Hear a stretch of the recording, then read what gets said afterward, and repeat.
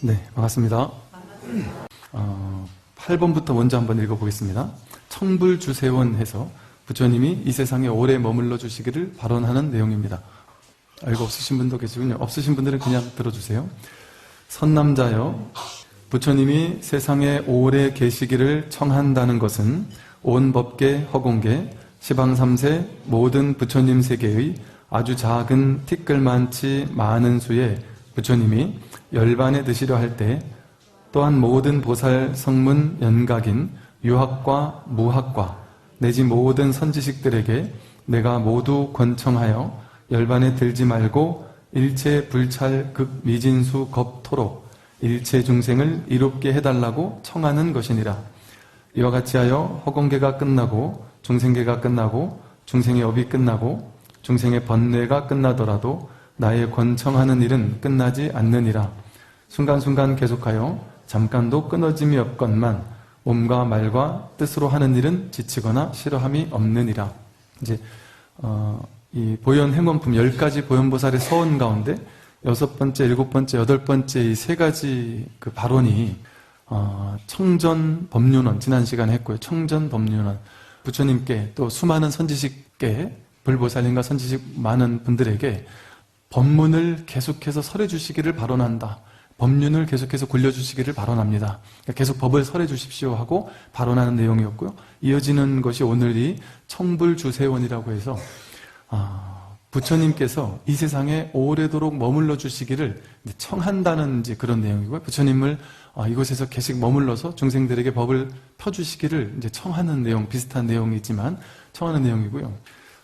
부처님께서 어디 딴 데 가지 마시고 여기에서 나에게 또 우리 일체 중생에게 법을 펴서 우리 일체 중생들의 괴로움을 해결해 주시기를 발언한 마음을 내고 그러한 부처님의 법문을 어디 가서도 제가 들을 것이니 법륜을 굴려주시기를 발언합니다. 법문해 주시기를 발언합니다. 라고 발언을 하려면 그 발언하는 사람의 마음 자세가 내가 부처님을 따라서 항상 배우겠습니다 하는 발언이 있어야만 가능하거든요. 그 다음번 8번째 나오는 발언이 상수불학원이라고 해서 부처님을 따라서 언제든 내가 항상 부처님을 따라 배우기를 발언합니다.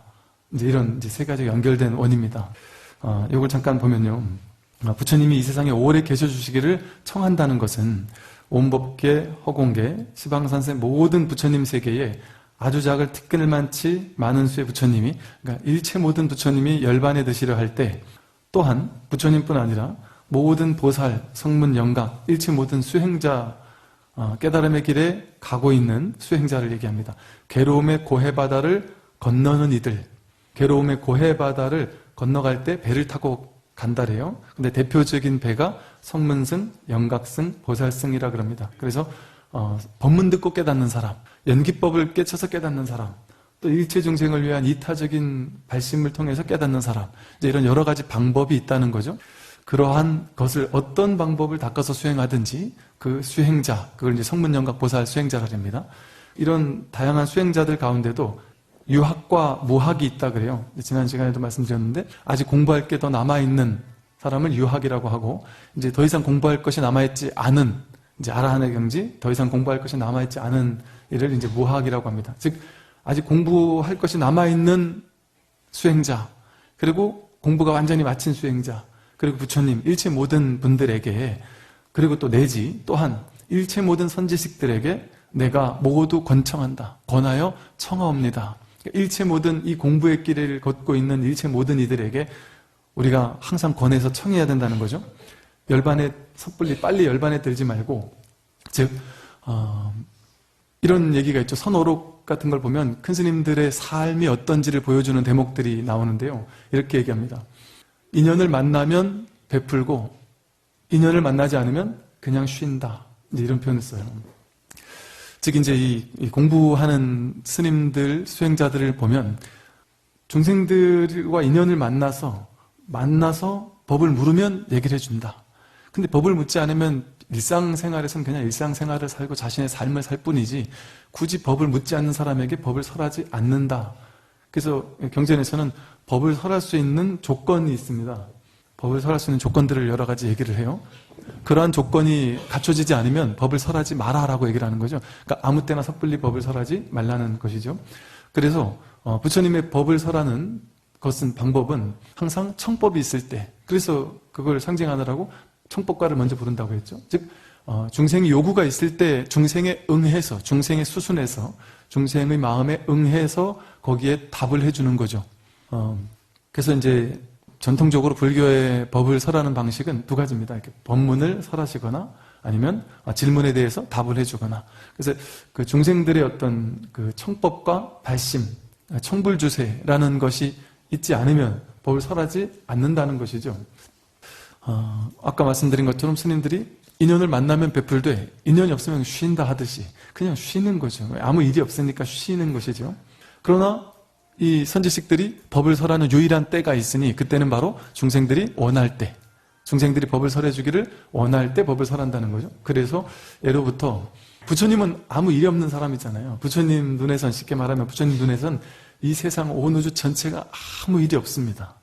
누가 아프고 고통받고 하더라도 그거는 중생심에서 봤을 때, 분별심에서 봤을 때 아픈 것이지, 꿈속에서 다양한 사람들이 있는 것과 똑같이 그냥 있는 그대로 볼 뿐이지, 그걸 내가 아프고 그거는 자기 중생심이 아픈 겁니다.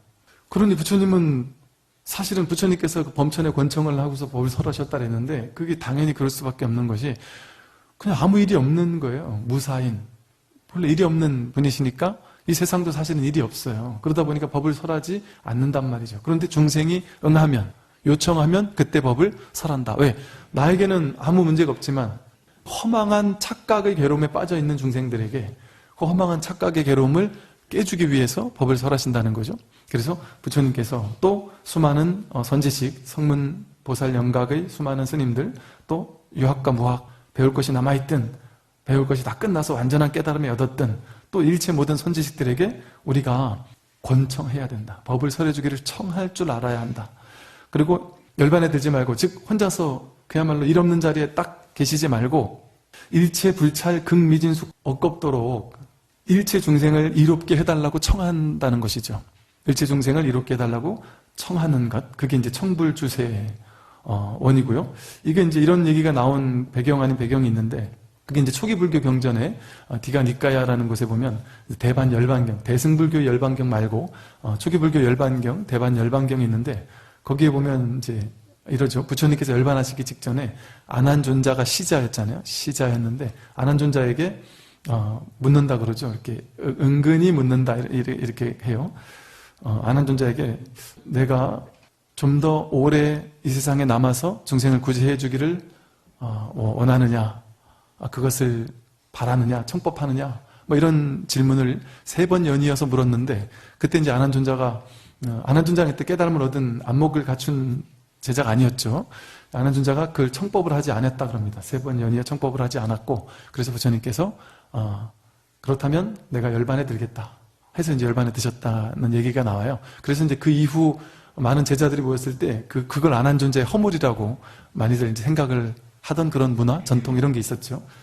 그래서 이렇게 아난존자처럼 부처님께 법을 청하지 않으면 또 부처님께서 법을 설하지 않으신다, 뭐 이런 어떤 것을, 이런 전통이 있었다 보니까 이러한 발언, 이게 얼마나 중요한지, 내가 법을 설하고 내가 법을 구하지 않으면, 그래서 우리 불자들은 옛날부터 구법 여행 이런 얘기를 많이 하잖아요. 구법 여행을 떠난다.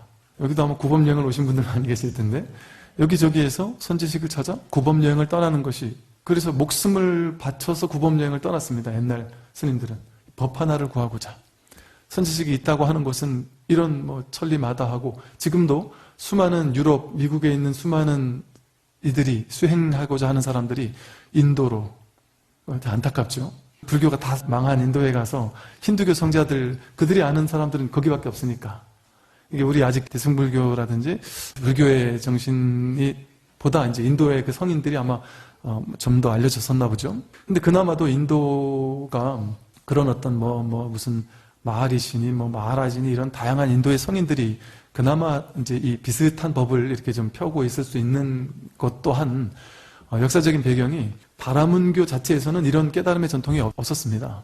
그런데 이게 이제 대승불교와 초기불교, 불교 경전을 만나가지고 이제 대승불교를 포섭하게 돼요. 포섭해가지고 새로운 종교인 힌두교를 만들어서 힌두교의 7번째인가 8번째 신을 부처님도 이제 힌두교의 신으로 포섭을 하면서 부처님의 가르침, 대승불교를 확 습합을 하게 됩니다. 그러면서 이제 힌두교가 상당히 뭐랄까 교리적으로나 사상적으로 상당히 이제 발전을 하면서 그러한 교리적 배경 하에서 이제 어떤 이 깨달은 이들이 이제 하나둘씩 나오기 시작하죠.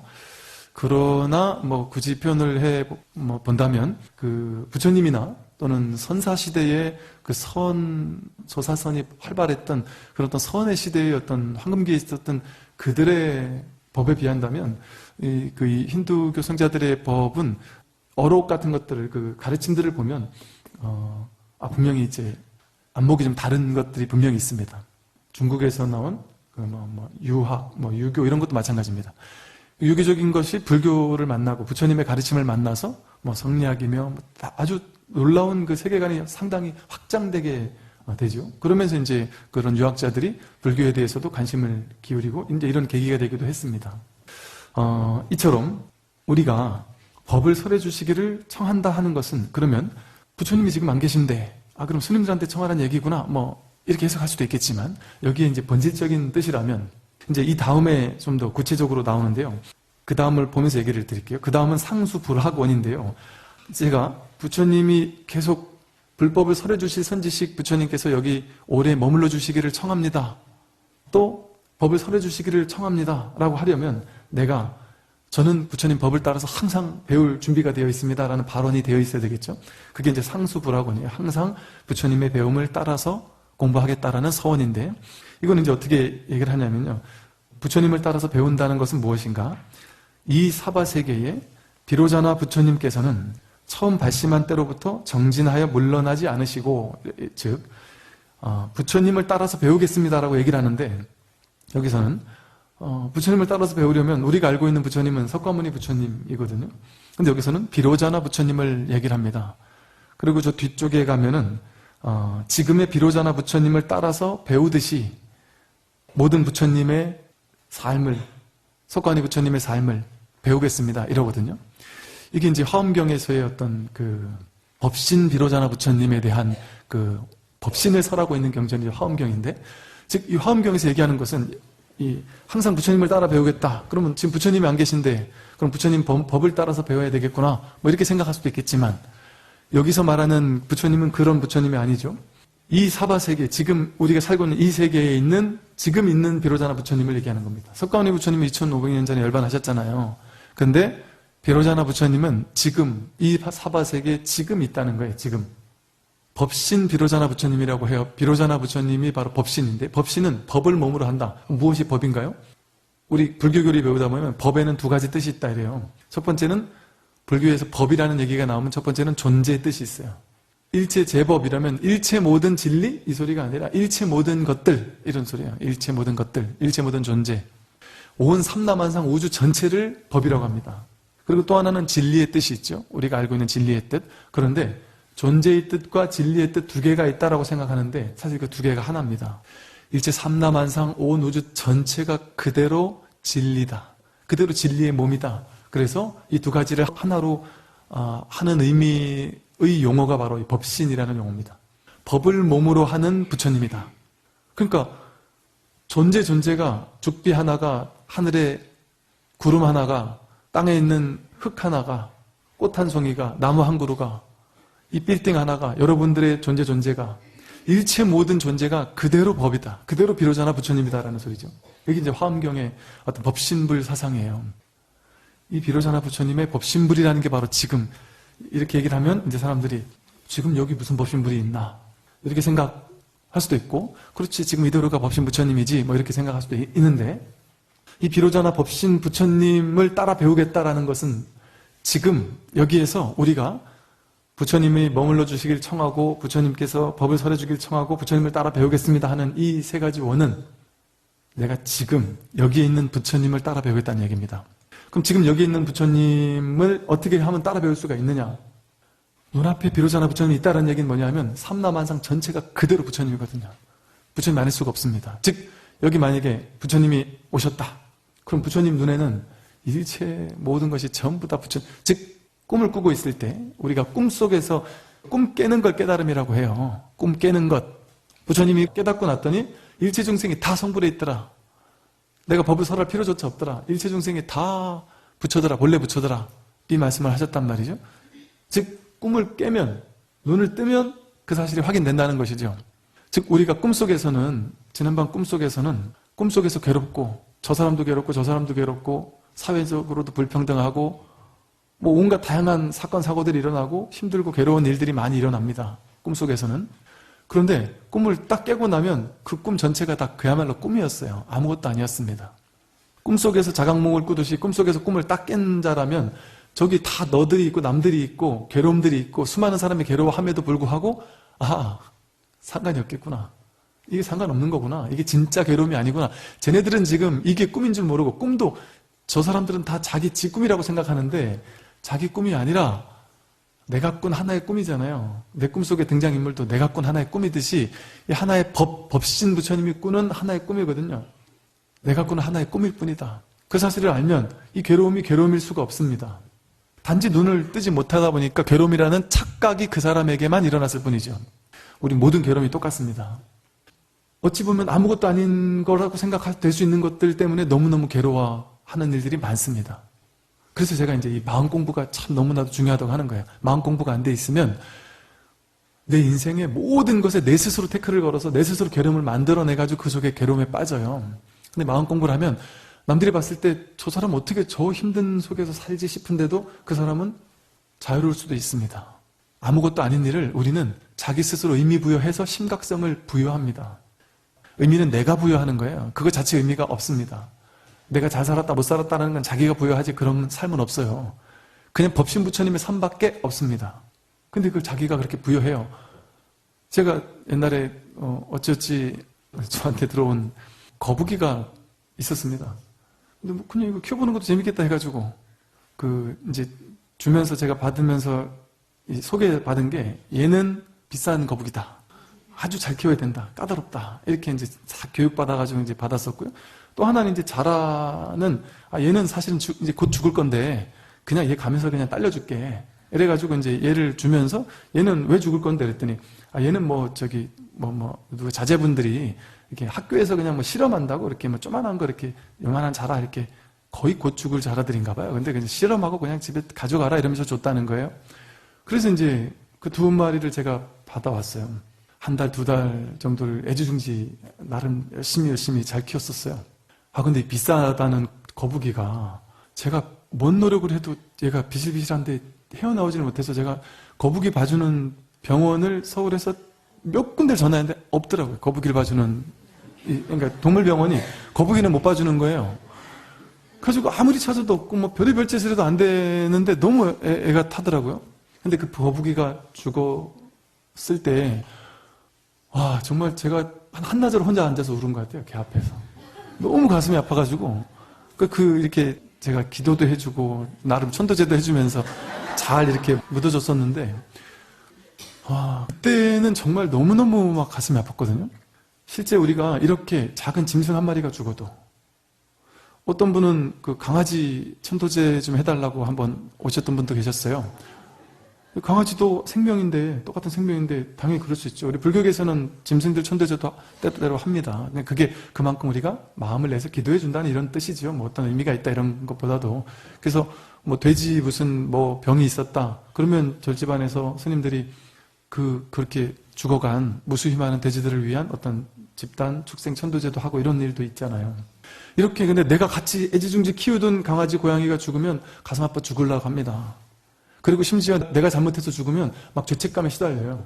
내가 정말 얘 놔두고 나 혼자 놀러 갔다 왔더니 얘가 비실비실하다 죽었다 이러면 얼마나 죄책감에 시달리겠어요?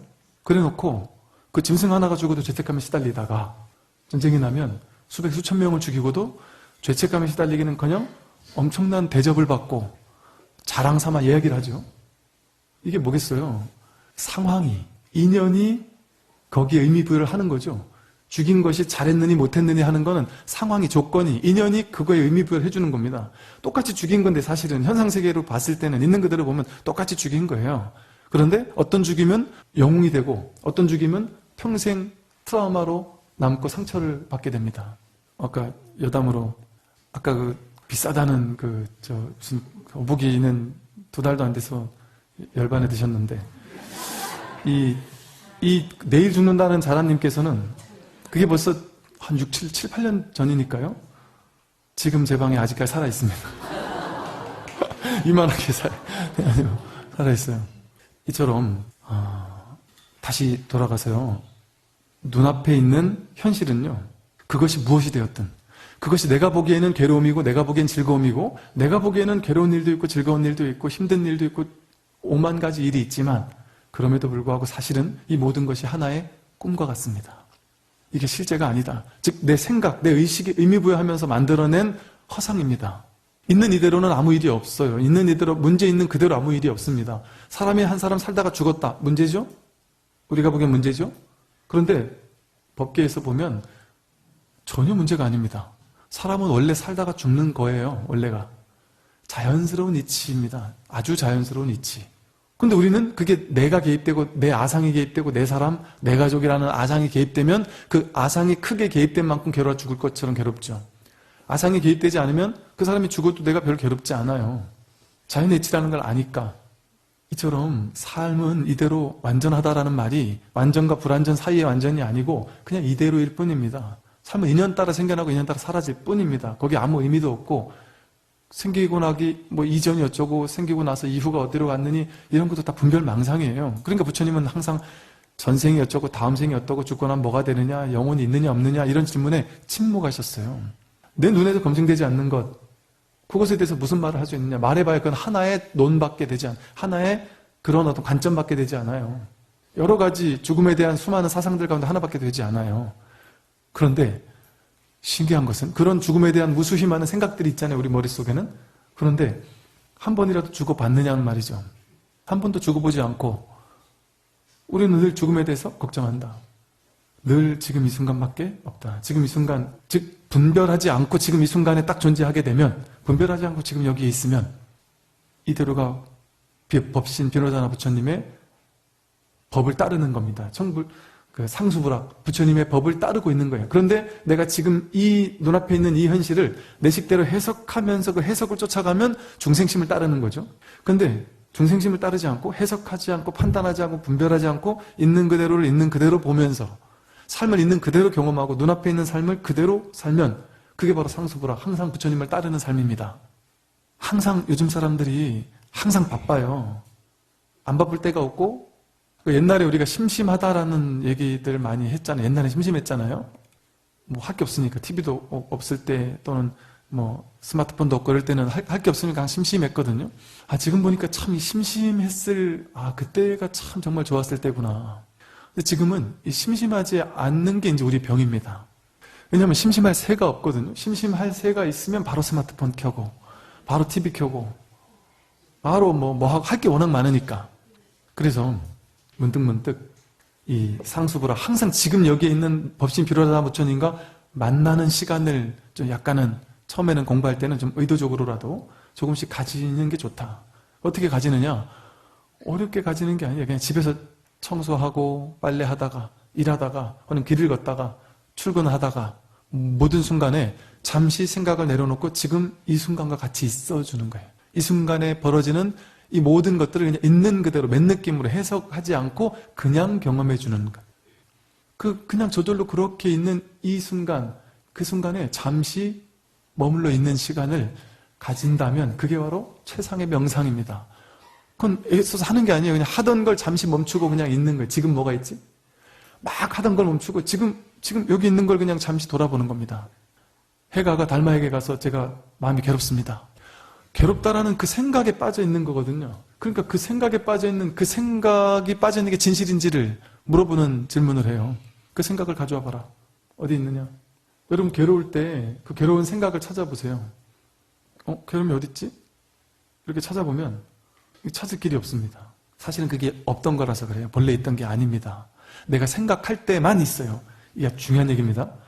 여러분이 느끼는 모든 괴로움은 생각할 때만 있습니다. 죽고 나서 내가 그는 죽고 난 이후를 지금 여기서 생각하잖아요. 지금 여기서 생각하면 죽음이 두렵지만 그 생각하지 않으면 죽음이 두려울 필요가 없어요. 이게 신기한 것이요.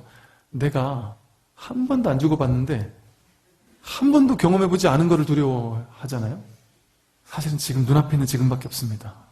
내가 태어나서 이렇게 몇 살 살았다. 그거 다 거짓말이에요. 거짓말이라는 건 뭐냐면 진실이 아닙니다. 그거는 생각일 뿐입니다. 내가 10년 전에 이렇게 살았는데 20년 전에 저렇게 살았는데 30년 전에 내가 어떻게 살았는데 그거 자기 생각이잖아요. 생각을 내려놓으면 그 사실이 있습니까 지금? 지금 눈앞엔 그 사실이 없어요. 내가 늙어서 죽겠지? 그 늙어서 죽겠지 하는 그 현실이 없습니다 지금. 생각을 일으킬 때만 있어요. 근데 그 생각은 언제 일어나요? 지금 일어나요. 지금이라는 비로자나 법신부처님이 이 연기법이 만들어낸, 이 법이 만들어낸 지금이라는 이 비로자나 법신부처님의 삶, 비로자나 법신부처님의 순간, 내가 문득 비로자나 법신부처님이었구나라는 것을 확인하는 순간, 이게 법이고 이게 스승이고 이 부처님이지 다른 어떤 스승이 있고 어떤 법이 있겠습니까? 삶이 바로 스승이고 삶이 바로 법이고 삶이 바로 불법성 삼보입니다. 지금 내 눈앞에 펼쳐지고 있는 이대로가 그대로 불법성이다. 근데 이걸 믿으려고 하지 않아요. 삶이 진실인 줄 모르니까 우리는 이 불법성 삼보인 비로자나 법신부처님인 삶을 버리고 내 생각을 쫓아서 달아나는 삶을 지금까지 살아왔고, 있는 이대로의 삶을 피해서 도망가든지 아니면 있는 이대로의 삶은 싫으니까 막 밀쳐내고 화내고 막 짜증내면서 밀쳐내려고 하든지, 지금 눈앞에 있는 이렇게 벌어져 있는 이 법신 비로자나 부처님의 삶을 자기 식대로 해석 판단해서 내 식대로 되려면 저렇게 돼야 돼. 이대로는 안 돼. 지금 이 돈 가지고는 난 안 돼. 이 건강 가지고는 안 돼. 더 건강해야 되고 더 돈도 벌어야 되고 자식들도 더 분발해야 되고 내 인생에 더 좋은 일이 있어야 돼. 봐, 저 사람들처럼 내 인생에도 그런 일이 벌어져야 돼. 이런 자기 생각을 믿어서 그 생각을 쫓아온 게 지금까지 우리가 살았던 삶입니다. 근데 이 마음 공부는 참 놀라운 것이, 이 선지식 스님들은 내가 제자들에게 줄 건 아무것도 없다. 압권이라는 말이 있어요. 야, 압권이다. 선지식에게는 압권이 없다. 뒤에 이렇게 몰래 숨겨놓고 나 혼자만 가지고 있다가 나중에 진짜 내가 제대로 된 제자 나타나 그에게만 딱 주겠다. 이런 게 없단 말이에요. 법을 숨겨놓은 법이 하나도 없단 말이죠. 법은 왜? 스승이 가지고 있는 게 아니고 저마다 자기가 가지고 있는 것이기 때문에 숨겨진 게 아무것도 없습니다. 여러분 눈앞에 있는 것이 전부다. 눈앞에 있는 삶이 이것이 그대로 불법성 삼보에 드러납니다. 그러니까 부처님을 따라 배우는, 진정으로 부처님을 따라 배우는 것은 지금 이대로 사는 거예요. 이대로 해석하지 않고 분별 판단하지 않고 여기 뛰어들어서 죽을 각오를 하는 거예요. 왜 죽을 각오를 해야 돼요? 어차피 죽을 거니까 각오할 필요도 없어요. 어차피 죽을 거니까. 그러니까 즉 뭐예요? 죽음이 내 앞에 있어도 늙고 병들고 죽는 건 어차피 올 거니까, 늙고 병들고 죽는 게 온다고 괴로워할 필요가 있습니까? 원래 올 건데. 원래 올 거니까 언제 와도 상관이 없죠, 사실은. 언제라는 것도 자기 생각이 만들어내는 거예요. 얼마 전에 누가 이제 그러시대요. 옆에 같이 일하던 사람이 방금 전까지 같이 일하다가 집으로 먼저 간다고 갔는데 버스 타고 가다가 사고 나서 바로 죽었대요. 그러면서 이제 이분 말이, 한편으로는 안타깝지만 나도 저렇게 죽었으면 좋겠어요. 얼마나 좋을까. 내가 막 5년, 10년 아프다가 막 힘들어 하다가 막 고생하다가 막 이러고 죽으면 나 그럴까봐 걱정돼 죽겠다고, 지금 너무 걱정돼 죽겠다고. 이 사람 보니까 저렇게 죽었으면 딱 좋겠는데 그 하소연을 하시더라고요. 우린 이렇게 있지도 않은 일에 대해서 늘 이렇게 근심 걱정하고, 아픈 사람 보면 나도 저렇게 아프면 어쩌지 하고 온갖 약 갖다가 막 퍼먹으면서 준비하고, 이 오지도 않은 아픔을 지금 미리 만들어가지고 아프면 됩니다. 왜? 아플 거니까. 아플 거잖아요. 안 아플 수 있어요? 안 아플 수가 없습니다. 그러니까 이게 여러분이 절에 오는 게 참 위대한 대단한 일인 것이, 딴 데 가면 아프면 아픔을 낫게 해주겠다 이러잖아요. 또 힘들면 힘든 거 없애주겠다 이러잖아요. 근데 절에서는 아프다, 원래 아프다. 그 아픔 속으로 뛰어들어라. 아무것도 안 줘요. 자기 자신의 삶을 직시하도록 하고, 자기 자신이 지금 누구인지, 지금 내가 무엇인지, 뭐 때문에 아픈지를 직시하게 만들어서 거기서 노연하게 해주는 것이지. 근데 그게 진짜 치유약이에요. 근데 이것은 그냥 일반 생각으로는, 의식으로는, 지금까지 우리가 해오던 의식으로는 도저히 이해하기가 어려운 법입니다. 사실은 저도 이렇게 설법을 하면서도 저는 이렇게 많은 분들이 와서 듣는 게 신기해요, 사실. 왜냐면 이게 이 부처님 법을 공부하다 보면 정말 이거 오해의 소지가 너무 많을 수밖에 없어요, 당연히. 뭔 말을 하기가 참, 이게 아직 근기가 안 되는 분들은 전혀 말도 안 되는 얘기거든요. 이 본문을 이제 좀 진도를 나가보면요. 그래서 여기서는 이제 이렇게 지금 제가 하는 말처럼 이렇게 얘기를 하면 이제 여러분들은 이제 근기가 많이 성숙하시니까 이제 이걸 딱 알아들으시지만 옛날 이제 중생들에게는 이렇게 얘기하면은 모른단 말이죠. 그러니까 부처님을 세우고 너는 중생이지 부처님이 계셔. 부처님의 법을 따라서 배워야 돼. 이렇게 이제 상세하게 방편으로 설명하는 거죠. 그게 이렇게 설명합니다. 그러니까 여기서도 또 이렇게 이 사바세계의 비로자나 부처님께서는 하고 이렇게 딱 얘기해 놓은 거예요. 비로자나 부처님을 얘기하는 거다라고 딱 설해 놓은 거예요. 처음 발심한 때로부터 정진하여 물러나지 않으신다. 부처님의 정진에서 물러나지 않는 것을 공부해야 돼. 근데 이게 석가모니 부처님이면 석가모니 부처님의 그 정진을 정말 나도 배워야 되겠구나 이렇게 할 텐데 비로자나 부처님의 정진이라는 건 뭐겠습니까? 비로자나 부처님은 이 법에서 물러나지 않는다. 늘 매 순간순간 이 실상의 자리, 그냥 지금 이 순간, 지금 여기라는 이 아무 일 없는 자리, 여기에 늘 있지. 자꾸 생각 쫓아가는, 이건 이제 정진하지 않는 거죠. 생각 쫓아가는 걸, 그걸 진짜라고 생각해서 생각 쫓아가서 이 생각이 맞다고 생각해서 좋은 건 집착하고 싫은 건 밀쳐내려는 마음, 취사간택하는 마음, 이건 중생심을 따라가는 거잖아요. 정진 마음, 정진하는 게 아닙니다. 근데 내가 쫓아가고 집착하고 있구나라는 걸 탁 알아차리고 다시 이 실상의 자리로 돌아오는 마음, 이게 정진의 마음이에요, 쉽게 말하면. 그러니까 이러한 정진을 내가 항상 따라 배우겠습니다. 또 불가설의 몸과 목숨으로 보시하며, 불가설 말로 할 수 없고 말과 할 수 없는 무수히 많은 몸과 목숨으로 보시한다. 왜 불가설일까요? 삼라만상을 흩어놓으면 불가설로 많잖아요. 여러분 하늘, 구름, 땅, 바람, 모래, 나무, 꽃 얼마나 말로 할 수 없을 만큼 많습니까? 이 삼라만상이 얼마나 많습니까? 이 많은 이 일체 모든 법신 부처님이 늘 불가설 몸과 목숨을 다해 보시하고 있다.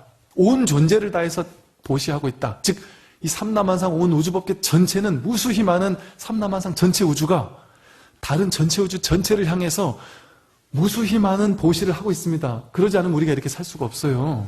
이게 연기 즉 자비라는 말을 들어보셨을 거예요. 불교에서 말하는 연기법의 지혜는 곧 자비를 의미해요. 즉 우리는 연기법으로 살고 있잖아요.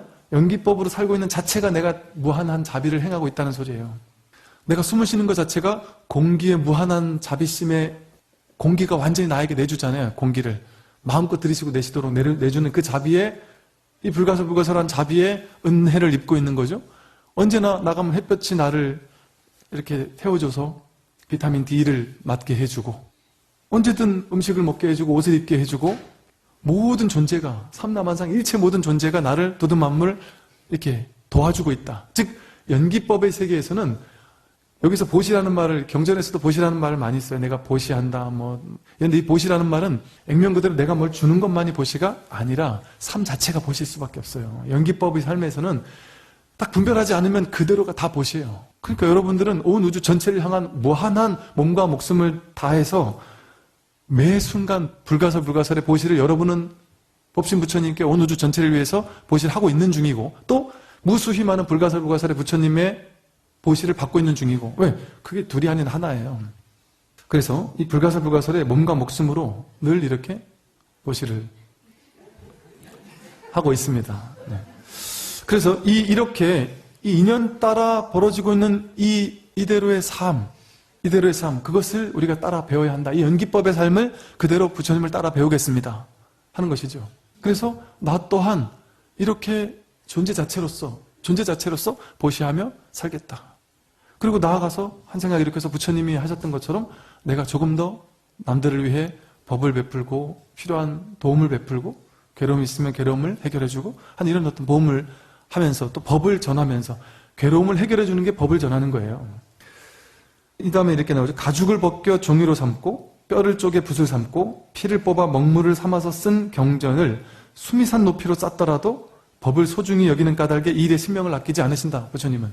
즉 부처님은 이럴 정도로 이렇게 온 몸을 다 바칠 정도로 경전을 쓴다는 게 온 존재로서 내 몸의 모든 뼈 골수를 다 뽑아서 경전을 쓴다라는 말이 실제 그렇게 한다는 얘기라기보다는 그야말로 법의 몸으로서 오로지 법, 오로지 진실, 이거 하나를 위해서 일체 중생들에게 늘 이 법을 설하신다는 거죠. 늘 법을 설하고 있다. 혼신을 다해서. 왜? 존재가 바로 둘이 아닌 하나이기 때문에. 온 존재로서 이 법을 드러내고 있고 법을 설하고 있다. 그걸 우리 생각으로 따지는 해석으로 굳이 표현을 해본다면 이렇게 뼈를 쪼개서 붓을 삼고 그렇게 경전을 수미산 높이만큼 쌓더라도 전혀 힘든 줄 모르고 끊임없이 그렇게 법을 설하는 것, 법을 펴는 것, 그것을 이렇게 귀하게 여긴다. 그래서 신명, 몸과 목숨을 아끼지 않으신다, 부처님이. 그런 것을 나도 배우겠다. 부처님을 따라 배우겠다. 오로지 법 하나를 위해서 내 신명을 바치겠다라는 마음, 이런 마음을 배우겠다. 이렇게 얘기하면 스님은 스님이니까 불교에 뭐 했으니까 그렇게 하지만 우리는 제가자인데 어떻게 그걸 합니까? 불교는 스님이 지키면 되고 우리는 제가자니까 불교를 지키라는 얘기가 아니라 여러분 삶을 지키라는 거예요. 왜 불교는 없어요? 불교 어디 있습니까? 불교는 그냥 불교라는 이름일 뿐이에요. 그러니까 불법은 불법일 뿐이다. 이름일 뿐이다. 그것이 진정한 불법이다. 이렇게 금강경에 나오잖아요. 뭐가 불법입니까?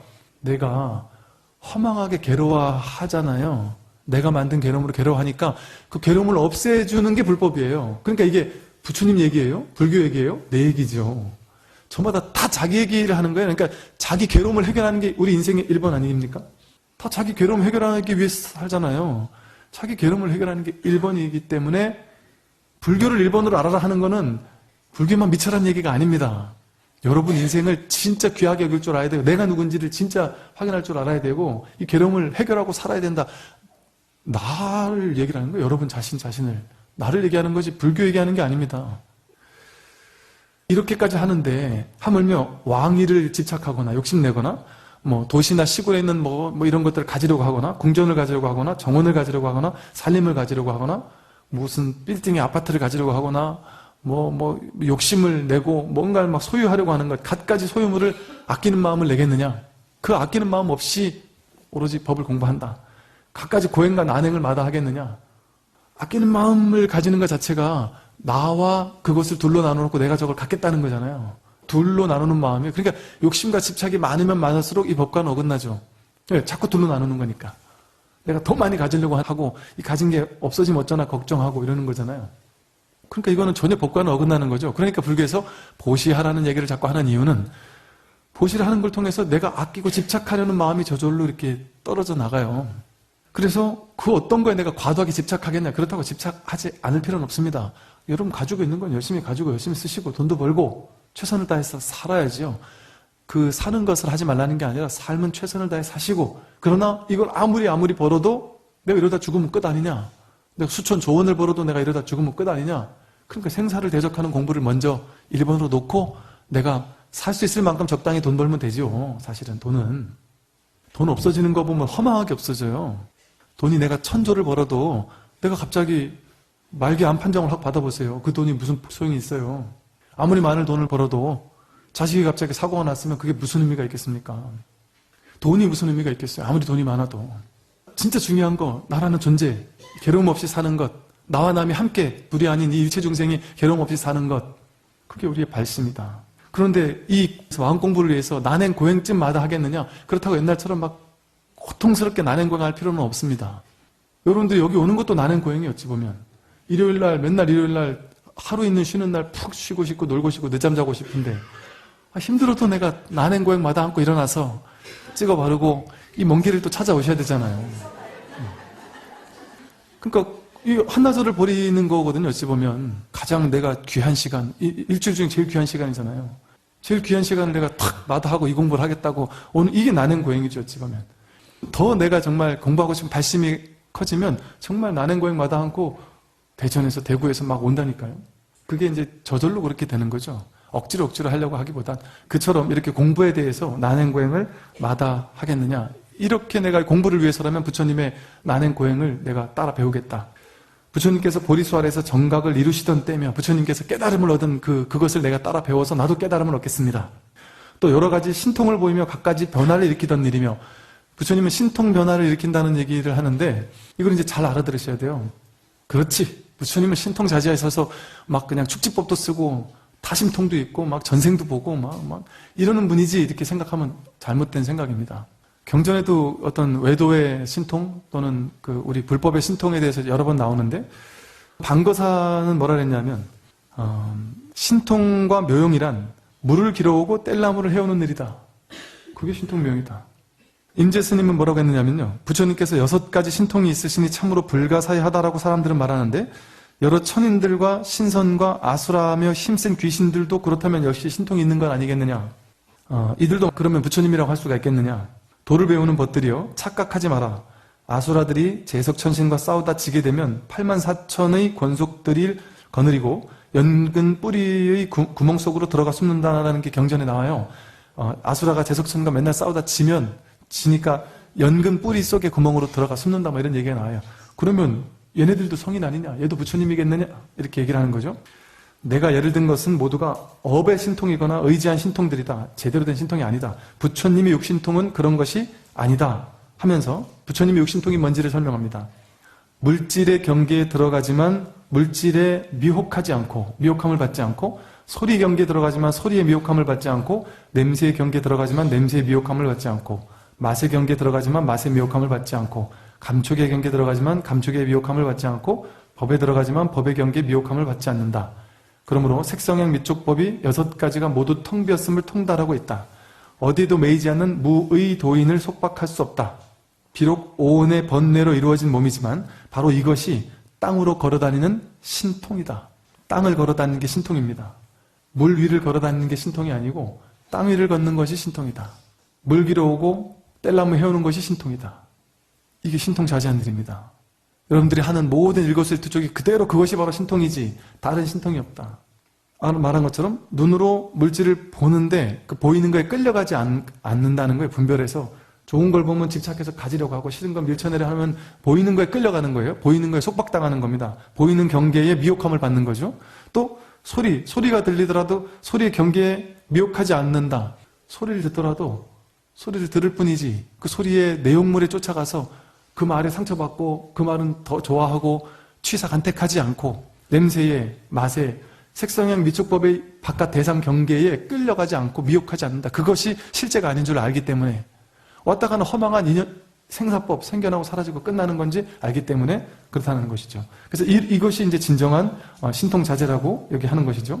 그래서 갖가지 부처님의 몸을 나타내요. 온갖 대중이 모인 것에 처하시되 혹은 모든 보살 대중이 모신 도량에 처하거나 성문과 벽집을 대중이 모인 도량에 처하거나 전륜성왕이나 작은 왕이나 그 권속들이 모인 도량이거나 내지 찰제리는 그 사성계급 가운데 두 번째 왕족을 얘기합니다.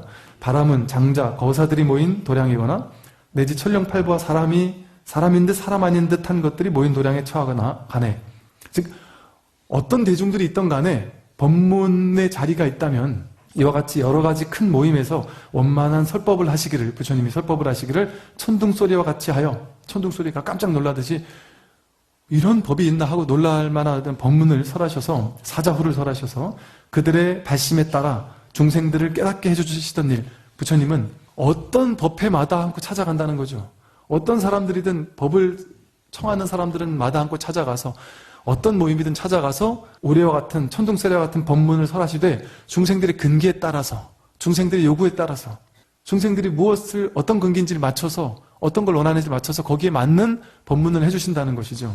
그렇게 해주시는 부처님을 내가 따라서 항상 배우겠습니다. 그러니까 우리도 내가 할 수 있는 최소한의 노력을 가지고 주변에 힘든 사람이 있으면 도와주고 법이 필요한 사람에게는 법을 안내해주고 하면서 부처님을 따라서 나 또한 이렇게 상고불이 화중생하고 전법하는 삶을 살겠습니다 하고 부처님을 따라 배우겠습니다 하는 것이고요. 마침내 열반에 들어 보이시는 일 등 그래서 결국에는 열반에 이르실 때까지 깨달음을 얻으셨을 때부터 열반에 이르실 때까지 하셨던 부처님의 모든 부처님의 행을 이와 같이 온갖 부처님의 일들을 내가 모두 따라 배우기를 발언합니다 하는 거죠. 그런데 지금의 비로자나 부처님을 따라 배우듯이 하는 것이다. 이렇게 석가모니 부처님의 삶을 따라 배우는 것처럼 사실은 석가모니 부처님의 삶만을 따라 배우는 게 아니라 지금 눈앞에 있는 이 목전에 있는 이 비로자나 부처님 지금 여기에 있는 이 부처님을 따라 배우기를 내가 소리하지 않겠습니다. 이게 이제 진정한 상수불학원 청불주세원의 원입니다. 그래서 우리 또한 이렇게 항상 부처님을 따라 배우겠다. 그럼 무엇이 부처님이냐? 지금이 부처님이다. 지금 이대로 완전한 부처님이다. 내 생각과 판단, 분별을 내려놓으면 언제나 지금 부처님은 드러나 있다. 이게 이제 이해가 이제 좀 어느 정도 이렇게 가시고 그게 또 내 삶에서 이렇게 경험이 되고 처음에는 이해만 되는 줄 알았는데 이게 온전히 이해되는 것도 아주 중요해요. 신의 행증이라는 것이 믿고 이해하고 그것을 행하고 증득한다 이런 표현을 쓰잖아요. 이게 이해 안 되던 것들이 하나하나 이제 이해가 되고 그게 이제 처음에 머리로 이해되다가 나중에 이제 점점 가슴으로 내려오면서 온 존재로서 행하게 돼요. 그런 삶을. 그래서 내가 그 전에 막 집착하는 행을 하다가 저절로 집착이 떨어져서 가벼운 행을 하게 돼요. 그러면서 점점 부처님을 닮아가게 되죠. 점점 법에 가까워지죠. 실상에 가까워지다가 그러다가 딱 증득을 한다. 그래서 이렇게 법문을 꾸준히 좀 들으시고 공부에 대한 발심을 하게 되면 분명히 이제 이거는 불교 공부가 아니라 내 공부, 내 인생 공부, 내 괴로움을 해결하는 공부다. 오늘 여기까지 말씀을 드리겠습니다.